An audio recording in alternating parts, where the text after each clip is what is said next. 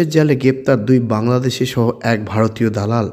গতকাল রাতে হাঁসখালী থানার পুলিশ বিশেষ অভিযান চালিয়ে গা ঢাকা দিয়ে থাকা এই 2জন বাংলাদেশিকে গ্রেপ্তার করে। তাদেরকে জিজ্ঞাসাবাদ করে নাম উঠে আসে ভারতীয় দালাল চক্রের এক পাণ্ডার। তাকেও চিরুনি তল্লাশি চালিয়ে গ্রেপ্তার করেছে। সোমবার ধৃতদের 3 জনকে তোলা হয় রানাঘাট বিচার বিভাগীয় আদালতে। জানা গেছে ধৃত বাংলাদেশের নাম অনুপ চক্রবর্তী ও প্রীতম বিশ্বাস। ধৃত দালালের নাম হাসানুর মণ্ডল। আর এ নিয়ে আজকাল আগামীর বিশেষ প্রতিবেদন। পুলিশের জালে 2 বাংলাদেশি সহ ধৃত 3 চিরুনি তল্লাশি চালিয়ে গ্রেপ্তার।